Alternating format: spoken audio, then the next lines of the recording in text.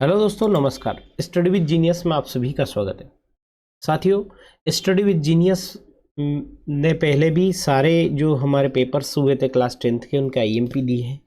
99% हमारे पेपर में आया है, हमारे आईएमपी से, है ना। उसके साथ साथ मैं आप लोगों को बता देना चाहता हूँ, है ना, कि आज लास्ट पेपर के पहले हम सामाजिक विज्ञान के भी आईएमपी दे रहे हैं, है ना। इसके अलावा 9th से 12th तक की हमारी रेगुलर क्लासेस कब स्टार्ट होगी, वो होगी नवरात्रि में, है ना। नवरात्रि में हमारी 9th से 12th तक की क्लासेस शुरू होगी। साथ साथ क्या स्टार्ट होगा, साथ साथ सभी लोगों को इंग्लिश ग्रामर, क्या होगा, इंग्लिश का जो है ग्रामर भी स्टार्ट हो जाएगा, है ना।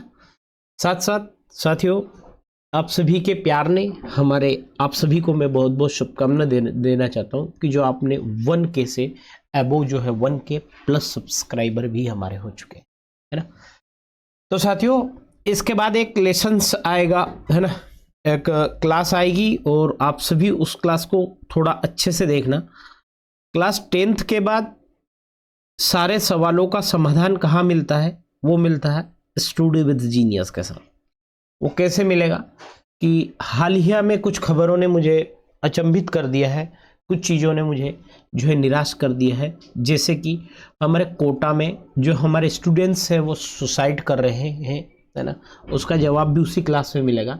क्लास 10th के बाद क्या करना चाहिए, क्या नहीं करना चाहिए, फैमिली को किस तरह से एब्जॉर्ब करना चाहिए। अगर आपकी फैमिली आपकी बात नहीं मान रही है तो उस वीडियो से मैं कह रहा हूँ कि 100% समाधान हो जाएगा, है ना। बात करते हैं सामाजिक विज्ञान के आईएमपी भी देंगे और आईएमपी इसके ब्लू पैटर्न पर भी बात करूंगा मैं। तो साथियों, ब्लू पैटर्न की अगर बात करते हैं तो ये तो हो गया हमारा भूगोल, है ना, ये हो गया हमारा इतिहास, ये हो गया हमारा राजनीति और ये हो गया अर्थशास्त्र, है ना। अब जैसे हमारा एक चैप्टर है जल संसाधन। अब जल संसाधन से ब्लू प्रिंट के हिसाब से एक ही नंबर का एक सवाल आएगा, अर्थात हमें जल संसाधन वाला पार्ट नहीं पढ़ना है ना। रैपिड रिवीजन में मेरी क्लास डली हुई है, आप जाना सामाजिक विज्ञान में जाकर इस क्लास को जो है 1.5 की स्पीड पर देख लेना, ताकि आपका टाइम भी खराब ना हो और सकता उसके बाहर ऑब्जेक्टिव ना जाए, ठीक है। साथ साथ जिस तरह से, है ना, जैसे सत्ता की साझेदारी, इससे 2 नंबर का सवाल आ सकता है, ऑब्जेक्टिव भी आ सकता है, ठीक। खास कुछ चैप्टर जैसे राष्ट्रीय अर्थव्यवस्था की जीवन रेखा 7 नंबर का है, आप लोग इसको बहुत अच्छे से प्रिपेयर करना। भारत में राष्ट्रवाद, इसको भी अच्छे से प्रिपेयर करना, है ना। लेकिन एक चैप्टर है उपभोक्ता अधिकार। तो साथियों, उपभोक्ता अधिकार से इसमें ब्लू पैटर्न में कहा है कि वैसे तो कोई सवाल आना नहीं है ना, लेकिन बट क्या हुआ था कि 2022 में एक सवाल जो है आया था। 2022 में क्या हुआ, 2022 में उपभोक्ता से भी सवाल आया था, तो वो सवाल मैंने शायद इंक्लूड कर लिया होगा, या आप लोग उस सवाल को भी जो है हल्का सा ब्रीफ इंटरव्यू में देख लेना। हाँ, और मैं बताना चाहता हूँ कि जो लोग अच्छे से पढ़ रहे हैं वो पढ़ना है, जो लोग कमजोर हैं वो इस क्लास के क्वेश्चंस को पढ़ लेना, अच्छे से देख लेना एक बार, और जो पढ़ रहे हैं वो भी अच्छे से देख लेना, क्योंकि स्टडी विद जीनियस के बहुत सारे क्वेश्चंस 90% के आसपास जो है पेपर में आता है।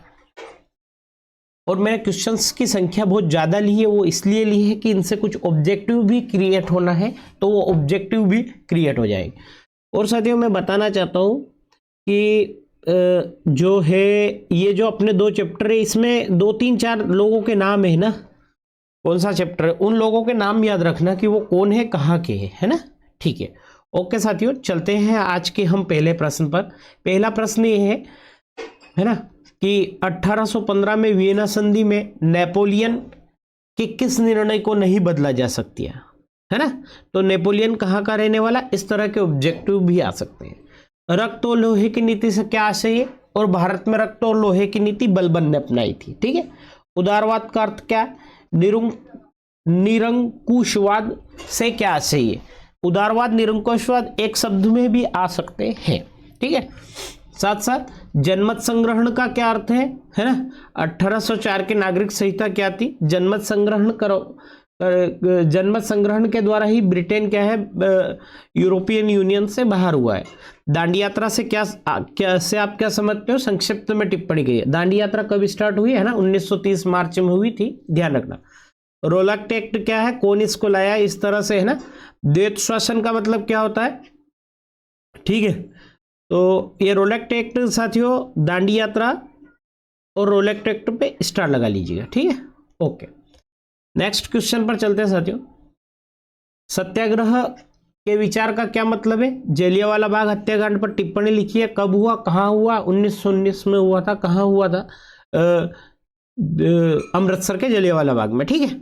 साइमन कमीशन पर टिप्पणी कीजिए, साइमन कमीशन कब भारत आया था। इस तरह के ऑब्जेक्टिव्स भी बन सकते हैं। सविनय अवज्ञा आंदोलन ये कब हुआ, है ना। भारत में आधुनिक राष्ट्रवाद के उदय के 4 कारण लिखिए, 100 स्टार्स दे सकते हैं आप, ठीक है। साथ साथ, ठीक है साथियों, साथ साथ क्या है, विनिमय दर का अर्थ बताइए, आयात शुल्क से क्या तात्पर्य, रेशम मार्ग क्यों महत्वपूर्ण है और कारण ला, 100 स्टार दीजिए। हार परचेस की व्यवस्था क्या थी, ठीक है। साथ साथ वीटो पावर निषेधाज्ञा कर का क्या अर्थ है, कैनाल कॉलोनी किसे कहते हैं, अंतरराष्ट्रीय मौद्रिक व्यवस्था क्या है, वैश्वीकरण से क्या तात्पर्य है, गुमास्ता कौन थे, ठीक है। ये गुमास्ता वाले चैप्टर में भी 1-2 और हैं, उनको भी देख लेना, ठीक है। प्राच्य शब्द का अर्थ क्या है, एक अर्थ में भी, एक में भी आ सकता है, ऑब्जेक्टिव भी आ सकता है। शटर, फ्लाई शटर का क्या अर्थ है ना। जमशेद जी भोमे कौन थे, है ना, ये कहाँ के रहने वाले, इस तरह से इन पे भी ऑब्जेक्टिव्स जो है बन सकता है। ईस्ट इंडिया कंपनी नियंत्रण का बुनकरों पर क्या प्रभाव पड़ा, इसको 100 स्टार देना, ठीक है। स्टेपलर्स, कूलर्स, कोडिंग से क्या आशय है। साथ साथ भारत में मैनचेस्टर के आने से, है ना, बुनकरों की किन समस्याओं का समाधान किया।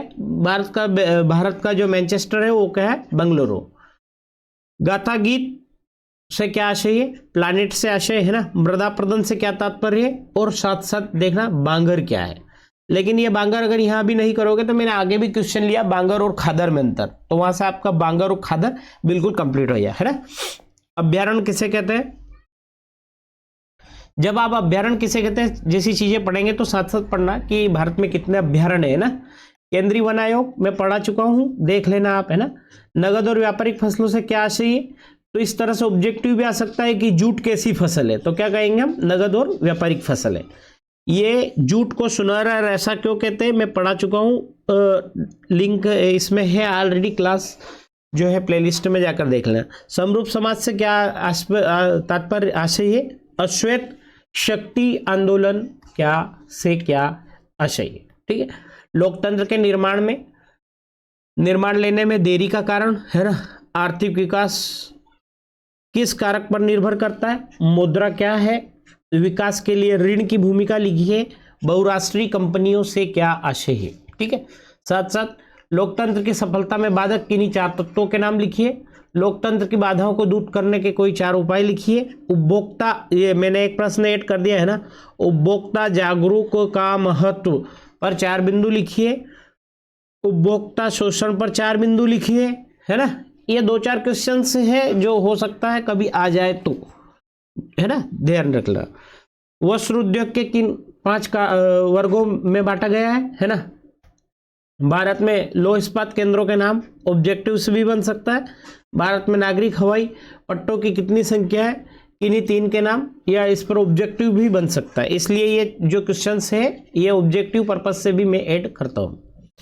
व्यापार से आप क्या समझते हो, स्थानीय व अंतर्राष्ट्रीय व्यापार में अंतर स्पष्ट करें। जनसंचार के प्रमुख साधन कौन कौन से, रेशम मार्ग क्यों महत्वपूर्ण है, ठीक है। साथ साथ कार्नला क्या है ना। चैपबुक, चैपमैन से क्या तात्पर्य, प्लानिट क्या है। लक्ष्मीनाथ बैज बरुआ कौन थे, 100 स्टार। गाथा गीत ऑलरेडी कंप्लीट करा चुके हैं। निजी क्षेत्र जब पढ़ोगे तो निजी क्षेत्र कौन कौन से हैं, है ना, वो भी पढ़ लेना, ऑब्जेक्टिव बन सकते हैं। हमारे 3 तरह के क्षेत्र है ना, निजी क्षेत्र, जो सेवा क्षेत्र, और तो इन दोनों और तीनों को कंप्लीट करें। बेरोजगारी से क्या तात्पर्य है, वैश्वीकरण को बढ़ावा देने वाले कारण। बहुराष्ट्रीय निगम को परिभाषित कीजिए, जैव विविधता क्या है, यह मानव जीवन के लिए क्यों महत्वपूर्ण है। बहुत अच्छे से मैंने जो है पढ़ाया है ना। मृदा बनने की प्रक्रिया में कौन कौन से कारक महत्वपूर्ण है। मृदा अपरदन से क्या तात्पर्य है। प्रोटेस्टेंट धर्म सुधार से क्या तात्पर्य है। भारत के 3 प्रमुख पाइपलाइन परिवहनों के बारे में बताइए। डिजिटल भारत क्या है और इसका उद्देश्य क्या है। डिजिटल भारत वाला क्वेश्चन से एक बार अच्छे से देख लेना, क्योंकि हो सकता आ सकता। मुद्रा के विनिमय के माध्यम के रूप में व्याख्या कीजिए। एटीएम क्या है, इसका फुल फॉर्म भी आ सकता है। गिल्ड्स क्या है ना। शहरी क्षेत्रों में गिल्ड्स के किन्हीं 2 कार्यों का उल्लेख कीजिए, है ना।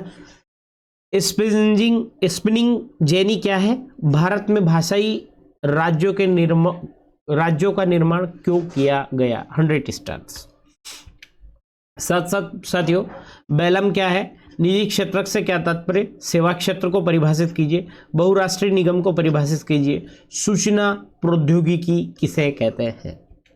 साथ साथ कांडला पतन की किन्हीं 2 विशेषता। कांडला पतन कहाँ है, गुजरात में है, तो इसका मैप भी देख लेना। बांगर खदर में अंतर, रबी और खरीफ में अंतर, है ना।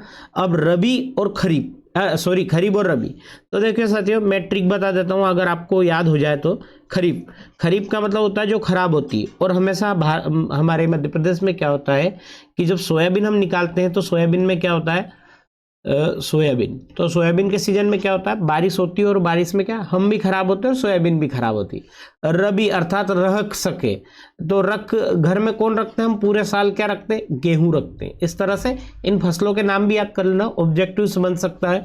और ये जो प्रश्न है ये 100 स्टार है। आधारभूत उद्योग क्या है, उदाहरण देकर समझाइए। तो साथियों इतने ही क्वेश्चंस हैं, और हो सकता है कि 90 या 100% के आसपास जो है इससे जाए। अगर मेरी भूगोल की सारी क्लासेस डली हुई है 1.5 की स्पीड पे, और स्पीड टाइम आपका ख़राब ना हो, और आप क्लियरली जो है कृषि वाला चैप्टर्स है ना, केवल खनिज उद्योग वाला ही बचा है, जैव संसाधन सारा आप देख सकते हो, है ना। और अगर साथियों किसी भी प्रकार की कोई क्वेरी हो तो आप हमारे टेलीग्राम चैनल की लिंक ज्वाइन कर लेना, जो कि डिस्क्रिप्शन में है।